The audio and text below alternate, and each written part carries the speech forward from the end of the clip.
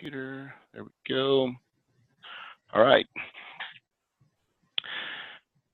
Hey, everybody. Welcome to the Multifamily Legacy Podcast. I'm your host, Corey Peterson, and I've got an exceptional little treat for you guys today. I'm here in the studio, or in my house, we'll call it, and I got my good friend, Nizan Mosery, with me.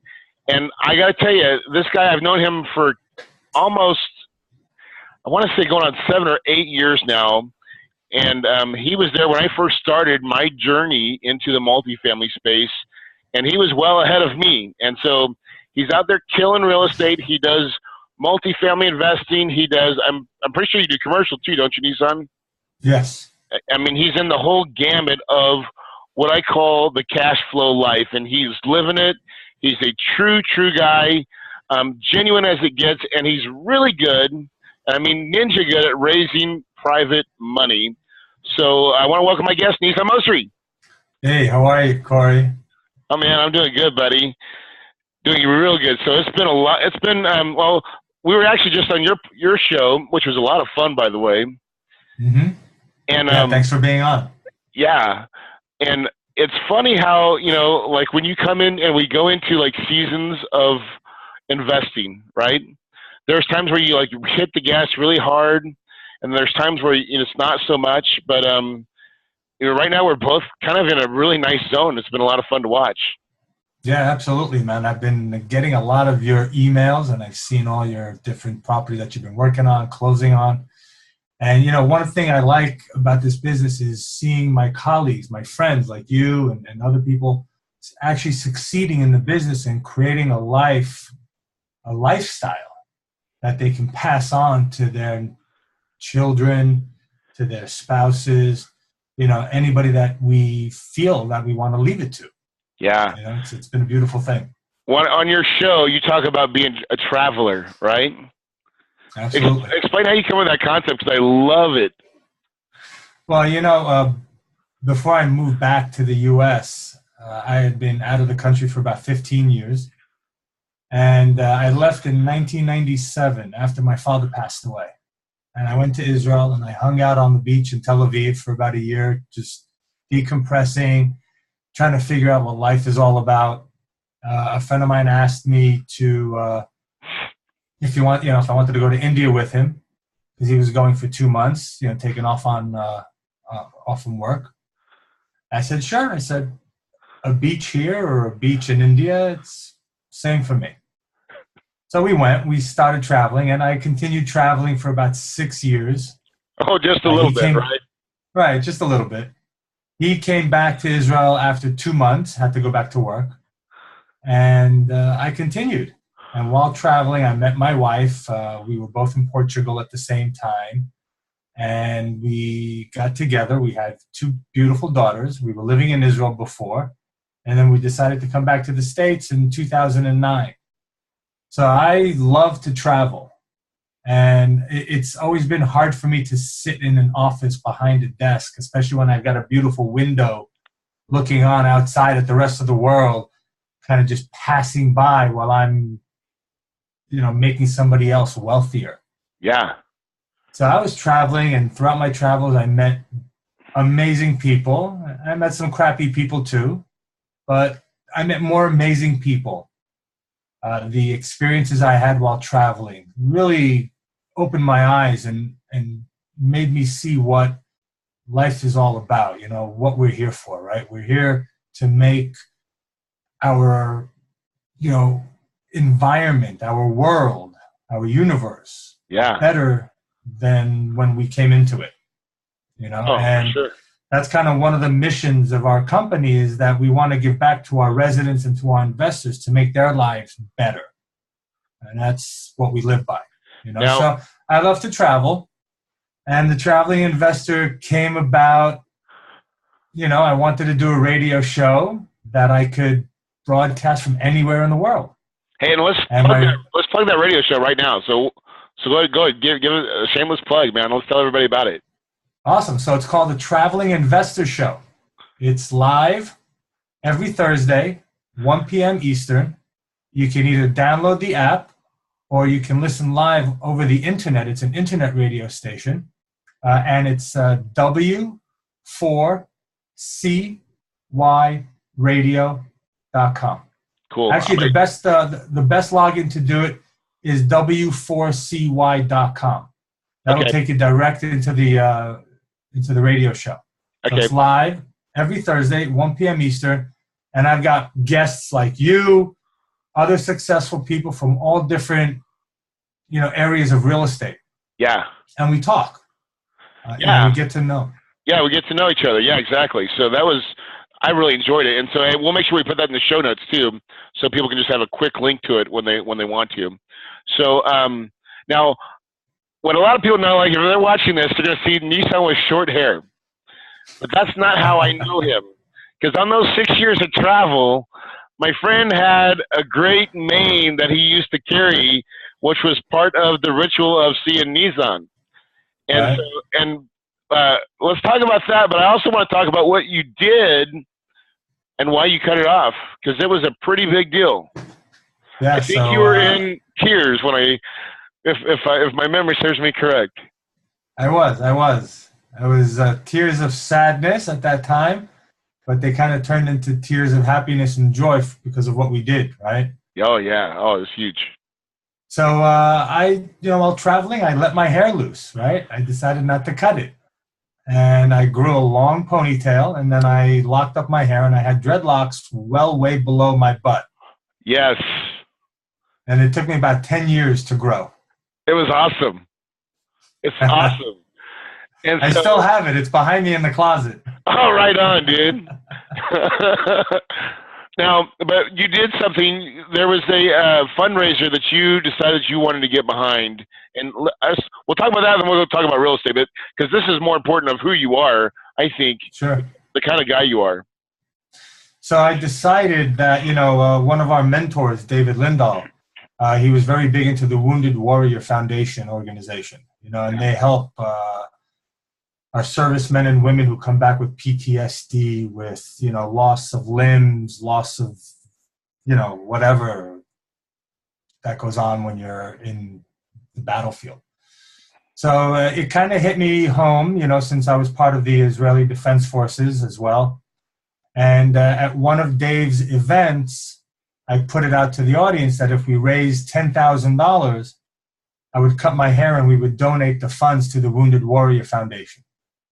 And the Friday night that the conference began, I hadn't raised the money yet.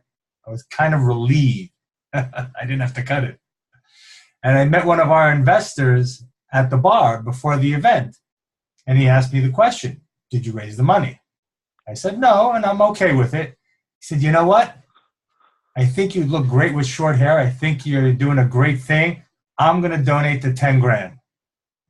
So when we were up there and he cut the hair, he said, I'm going to give the 10, but I'm going to add another 5. So he brought in 15. And there were a few more people from the audience that were thrown in 1,000, 500, 1,500. So I think we got up to a total of $20,000 that we donated to the Wounded Warrior Foundation. It's a $20,000 piece of hair, Nizan. Yeah, that's right. My hair sold for more than Willie Nelson's braids. I love it. But you know what? It has to do with the people that we're involved in, right? The caliber of people, the level of people that understand, that are giving more of themselves than what they ask for in return. That's why we were able to raise almost $20,000 and donate it to an organization that just gives back. Yeah. So I commend the people that were there in the audience as well that supported me, like you and your wife, and all our friends and family that really supported the cutting of my hair. Yeah, yeah. Oh, dude, I remember. It was like I would almost say it was almost spiritual in a way for you too, because that was a big part of who Nizan was, that traveler, right? Right. And now it all really it comes full circle. I think about your show, and that represents everything of still who you are, really, right? But that was like maybe physical of showing That's right. that to people. I'm a traveler, man. I'm a You free know, bird. yeah, a nomadic, no matter what. But I'm out. I'm doing my life, and I'm doing it like open, right? Right. I don't want to be stuck. And so You know, let's. somebody once told me, someone asked me, and they said, "Do you actually think you're going to be able to be successful with that hair?" So my response to him was, "If you don't want to do business with me because I have long hair, then I don't want to do business with you. If you're that Amen. short-sighted, that you can't get past that, we can't do business together." Oh yeah, you're out immediately, right? That's it. That's it. And so that brings up a good segue into the thing of like getting into real estate, and as we raise private capital of who can be in your deals and who can't be in your deals and things of that nature. But let's talk about your journey. Let's like kind of give me a little of who Nizan was before, during, and who you are now. I think that's a really neat story. Your Sure, experience, absolutely. yeah. And I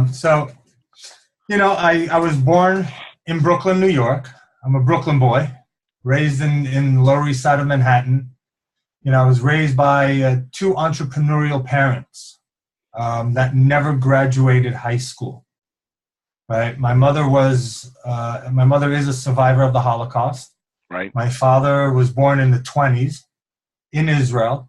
So by the time he was 13, 14, he was already out of school, and he was working and he was fighting, doing all those things that a country that's being born, that's what they ask from you to do. Yep. So they never really had a college education or a high school education or formal education, but they understood that you go out and you build something for yourself. You don't build anything for anybody else, right? My mother had her own needlepoint and knitting store.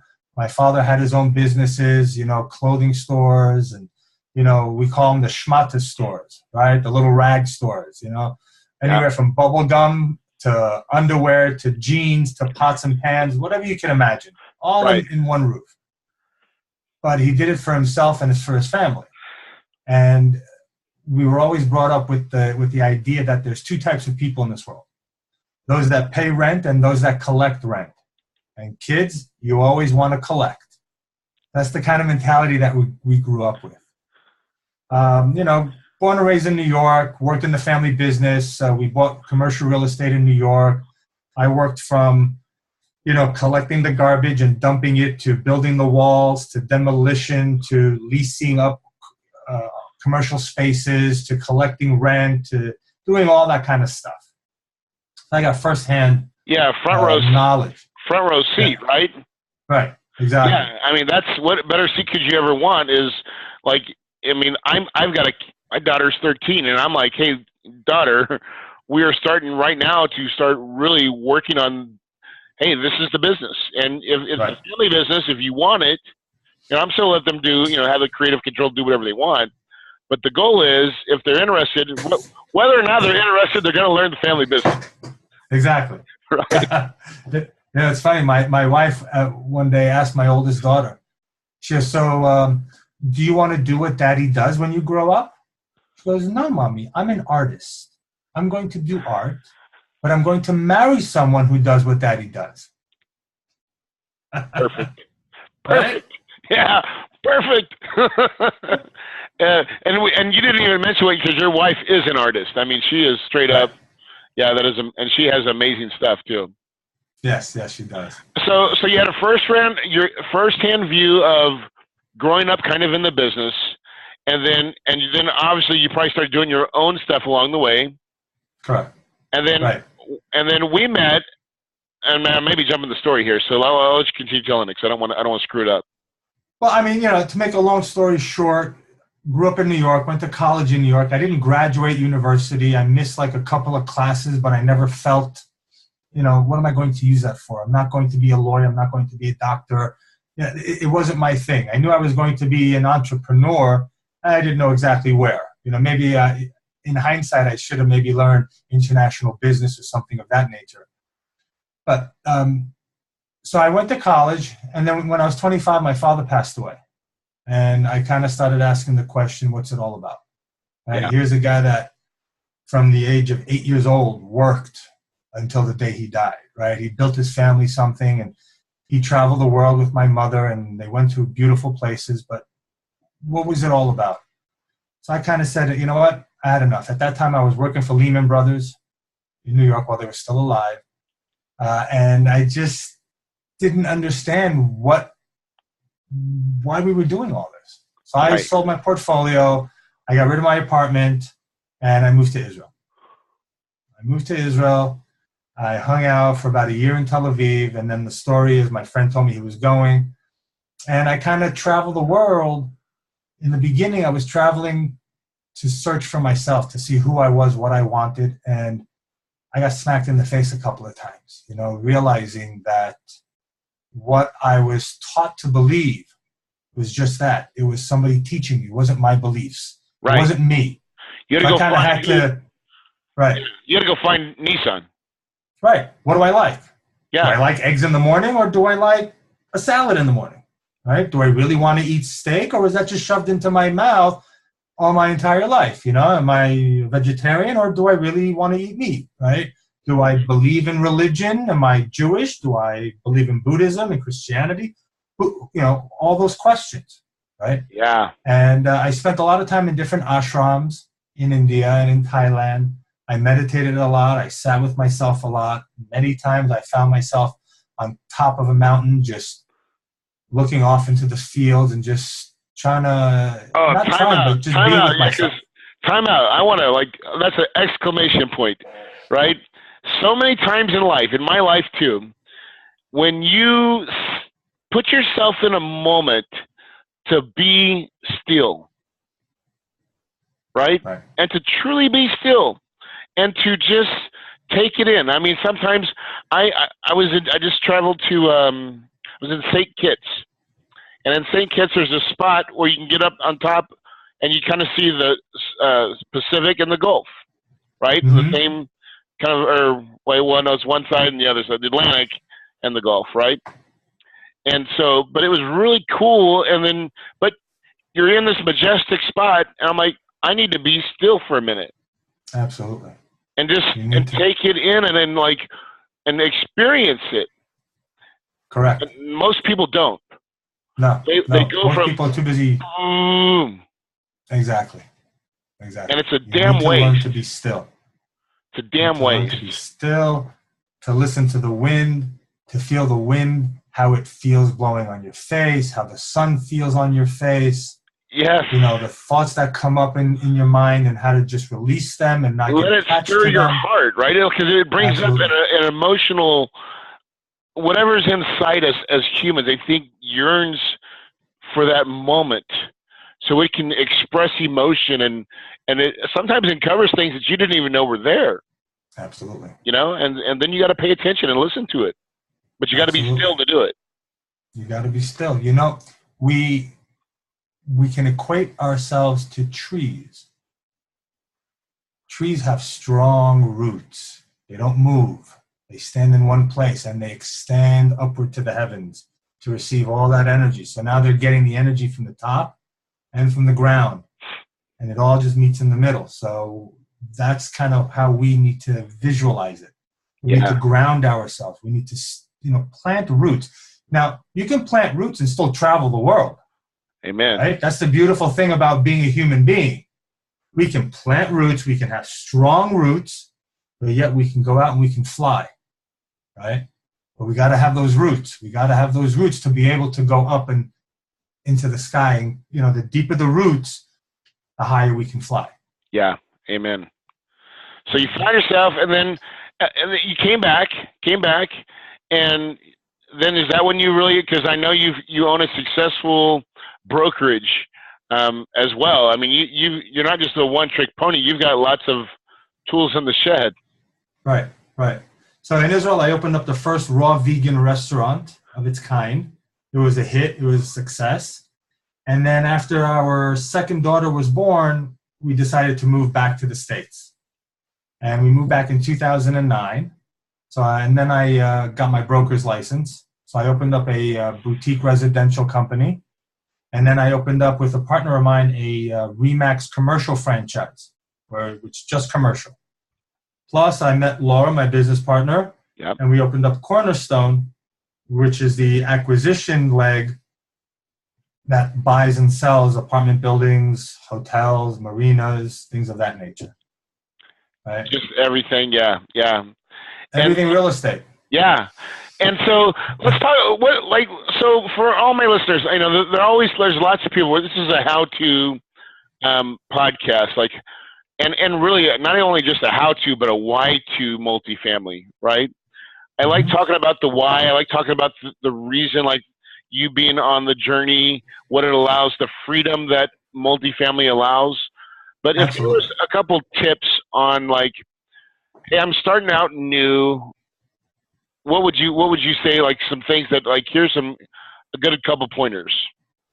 Well, if you're starting out new and real estate is a new field for you, read as much as you can, right? Educate yourself on all the different types of real estate opportunities that exist, right? Because there's not just one. We got single family. In the single family, you've got low income, middle income, you got high end, you got luxury. Right? Yep. And you got tax deeds, tax certificates, you got foreclosures, you got short sales, right? Then if you want to move into commercial, you got apartment buildings, hotels, self-storage. What else we got? Office restaurants, space. Office space, triple net deals, right? Shopping malls, vacant land, agricultural land. So educate yourself on all that so you can pinpoint the one shiny penny you're going to run after, right? Because when we start in real estate, oh, wow, look, maybe I can flip that house. Oh, maybe I can put that apartment building under contract. Ooh, that self-storage looks pretty great. If you go out too thin, you're never going to get anything done. You're never going to master a subject. I agree. Exactly. So educate yourself on everything that's out there and then pick one. Right? Pick one and then become the expert. Become the man, the woman, the machine. Right? And I've heard a lot of times told to me, I'm not in the real estate business. I'm a marketing machine and my product is real estate. Right? Yes. And especially even in multifamily, right? Or commercial. Right? We're marketing ourselves to brokers and to owners of properties so that we can get these properties under contract. Yep. Then we're marketing ourselves to our network of people and new investors so that we can raise the capital for it. So we're always marketing, even in residential. We're marketing for buyers, marketing for sellers. So we're always marketing. So once you figured out what you want to do, figure out how you can market yourself and what you need. Right? And the way I like to tell people to do it is make a list. It's called an inventory list. Right? What I bring to the table. I bring money. I bring time. I bring expertise. I bring a network of people. All that. Right. Then on the other side, right, what do I need? Right? Like in multifamily, for example, when we're out buying and we're getting a mortgage, we need a sponsor. Right? Right. Mm-hmm. We need a sponsor, someone who has the experience and the net worth. If we don't have it, right? If we're starting out, we usually don't have it. Right. So we need to find a sponsor. So on the list of what I need, we'll write sponsor. Exactly. Do I need earnest money deposit? I need money for the loan application. I need money for the equity portion, right? Right. And then you go out. Now you've got your list. This is what I need. Now this is what I need. Then you can go out and you can market for what you need.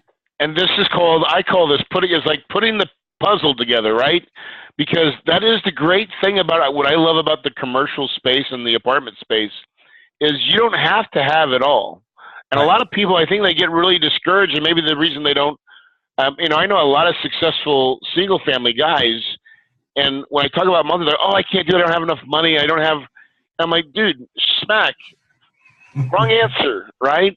Right question is to say, how can I bring all these pieces together to make the deal. And That's because right. a lot of times, multifamily is a team sport. Oh, absolutely. It's not just a one guy, I'm doing everything. That's very rare. Sure. You know, my partner Laura, she once put it in a great way. She goes, this business is like running 12 marathons at the same time. And to be successful, you have to cross the finish line with all 12 marathons at the same time. I don't know about you, but I can't even run a half marathon, let alone 12 at the same time, right? You know, figure, right? Yep. So, you know, you need partners, right? You need people to talk about the deal. You know, what do you see about that? What do you see about this? What do you think about the due diligence? Do you think the market comparables are where we want? Is it a safe bet? Is it too risky? It's always good to have other people around, right? Can we get the So you right can bounce it capital? off. Do we have enough capital? I'm really good at raising capital. I'm not really good at raising capital, but I have Right. other strengths. I mean, when you put together a team, and this is what sometimes when everybody's willing to do that, great things happen because you can do a deal. And a Right. lot of things is it's not a marriage, right? The whole team is not married together a lot of times. Usually a couple of people are like, hey, we're a partnership. But even then, like most of these deals are set up that it's a deal. So you package a deal, and then the next deal can be a totally different package. Absolutely. That's right. You know, you may have a project that you're raising capital for, right? And I've just talked to my investors, and they may have some money laying around that they want to invest, but we don't have a property under contract right now. So I'll come to you and I'll say, hey, Corey, what are you working on? Well, I'm working on this. Great. Hey, let's team up because I got capital I can bring into this project, right? Yeah. Or whatever it is. It And then we happens. team up and we take it to the finish line. It happens all the time, and that's the one thing that I really want my listeners to understand is this is a team sport, and the more you get out and network with other people that are in the business, because there'll be times when you get a bunch of capital, all of a sudden you got a guy calls you and says, "Hey, I've got 3 friends, and we all got $1 million plus to put to work." You're like, "Whoa!" Right? And if you don't have a deal right away, that capital is going to find a spot. Yeah. It's going to go bye-bye. It's going to fly away somewhere else. Yeah. And you want to be able to call your friend, the traveler, and say, hey, bro, do you got any deals, right? And he's like, well, maybe I don't, but I even know a guy that does, right? So then he's like, well, hold on. Let's see if we can all get this thing to run around and we all get a little piece. Why not? Absolutely. Absolutely. My business partner in Remax, his family was actually the family that was responsible for the syndication of the Empire State Building with the Hemsleys. Oh, wow. So they did a syndication just like we do in multifamily, right? You're right. They grouped a strong team, and then they went out with the team. Now, it's also important to have a really strong team. So when you're going out and you're raising capital and you're talking to the sellers, the brokers, your investors, right? If you're the lone wolf, everything is you, right? What's your track record? What's this? And people don't like to see a lone wolf. No. Right? No. What happens if you get sick? What happens if you get into a car accident? What happens if the plane crashes? But if you put a strong team together, right? Here's my financial analyst. She's got the double masters in economics from the University in France and the University of Miami. My other partner on the team has raised over $130 million for family offices, right? So he has a lot of knowledge in raising capital and putting properties under contract, doing due diligence and so forth. Here's our SEC attorneys that have done X amount of deals. Now, when we come to a seller or to an investor and we say, hey, look at the prowess of my team. Look at the power, right? We can't fail. We're going to do this with or without you. Are you on or are you off? Yes. That's a big, Yeah.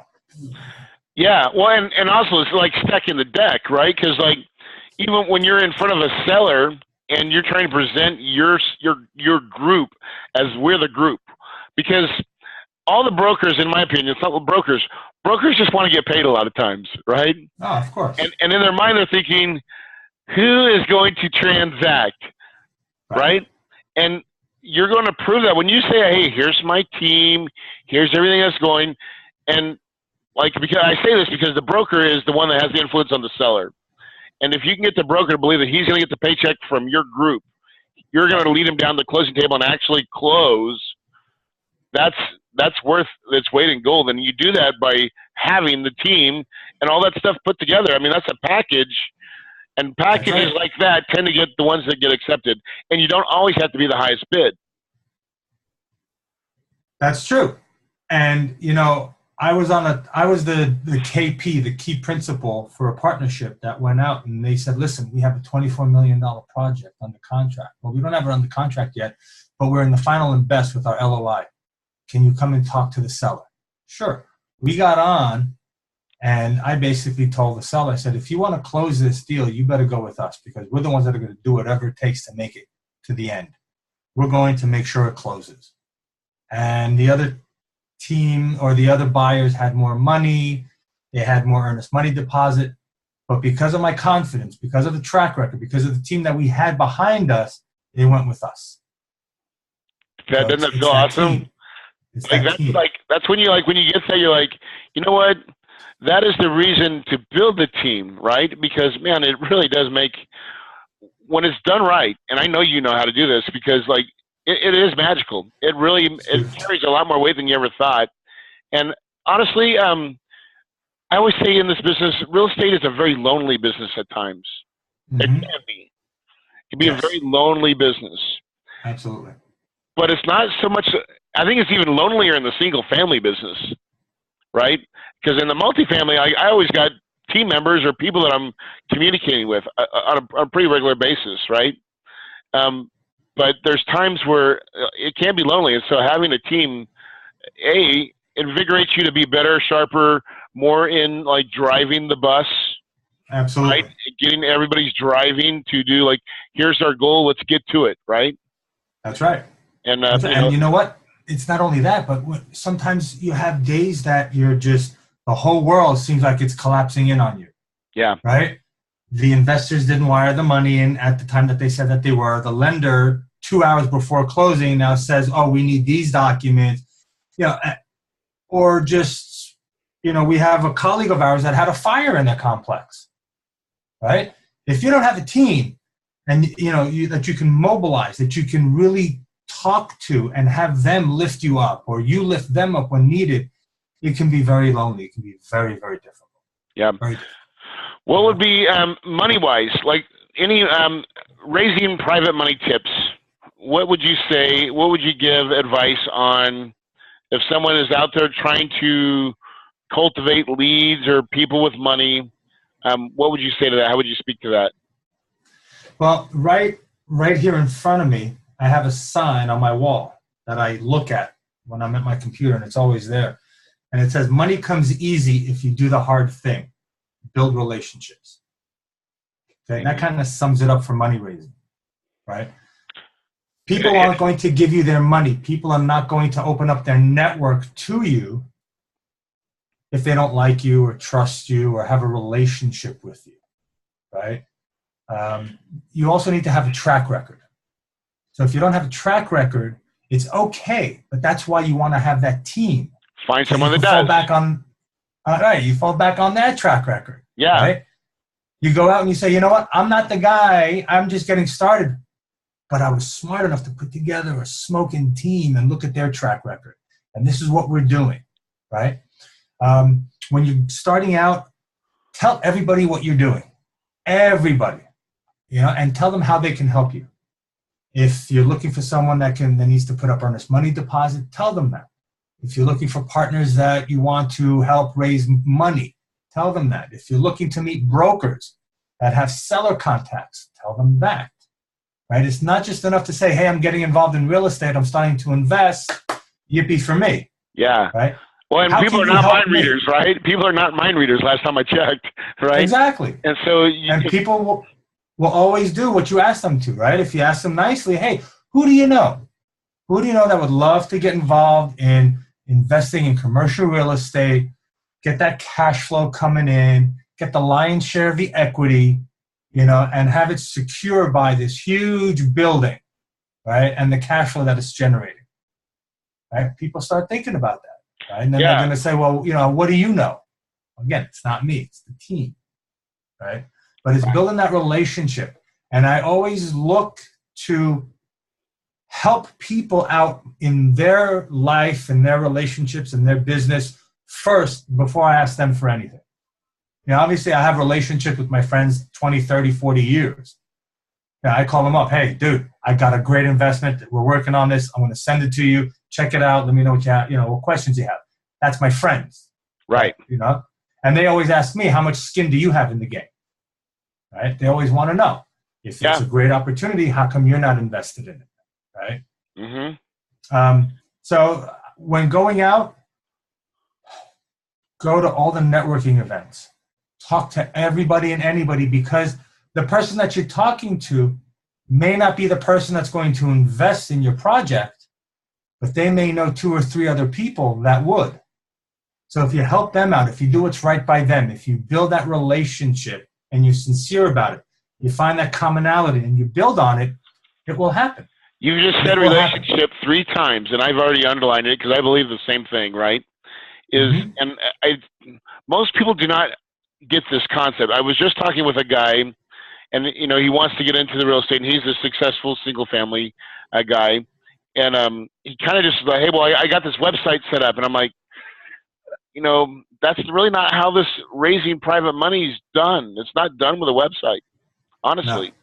No. It's done with the guy that you know, that he may know some people. Like, it is the old, like, just put out the spiders and start loving on people and telling everybody that you know, and then you start getting little hitbacks. And then you start finding people, and it always is about serving others and creating relationships. And the more you serve, the better you are, become a better servant in helping them with whatever they need. It's such a reciprocal effect because people want to help you, and especially they feel obligated a lot of times if you help them first. That's right. You know, if you will do for others, relationships. I'm taking that one to the bank, because it really is the money game. The real money game is only about relationships. Sure. You know, I was in a family office conference in Miami, and going to these conferences over and over again, you know, sometimes people say, nah, I don't want to go there. What am I going to do? You know, I don't have the track record. I never meet anybody. I never raise any capital from it. It takes time, right? Especially when you want to get into the big family offices. I got, you know, $500 million assets under management, $1 billion and whatnot, right? Right. It's a slow process of building that relationship. So I keep going to these conferences. And the last conference I was at, I was shaking maybe 70% of the people's hands that were there. Now, you know, a lot of the lenders came from New York, and, you know, hedge fund managers and whatnot. And this conference, there was a lot of Jewish lenders and a lot of Jewish people. And I was, you know, being a member of the tribe, you know, I'm talking to all the guys. How are you? How are you? You know, we're talking. So the second day, this guy comes up to me. He goes, hey, how are you? What's your name? I said, my name is Nizan. He goes, hi, my name is Isaac. You know, I'm an Iranian Persian Jew. You and I have to work together. Okay. Why? Who are you? He goes, I've seen you the last 2 days. You've been walking around, and all my colleagues and all my business partners have been coming up to you and shaking your hand. So obviously you know them, so I need to know you. Okay. Let's do business together. Boom. Right? Just like that. Boom, boom, boom. The more you go, the more people see, the more you build a relationship, and then one thing happens, and then another thing happens, and it happens, and it just continues to happen. But you got to be out there. You know, showing up is 90% of the game, right?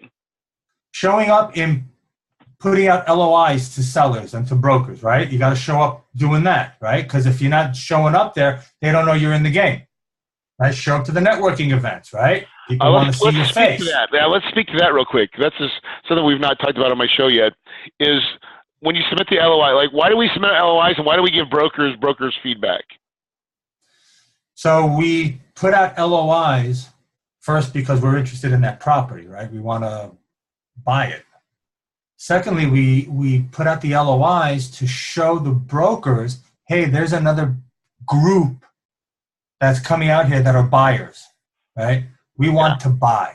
If you never submit an LOI, how do they know that you're there? How do they know that you even exist, right? And a lot of times, I put out LOIs I know aren't going to get accepted because my numbers and their numbers are just too far apart.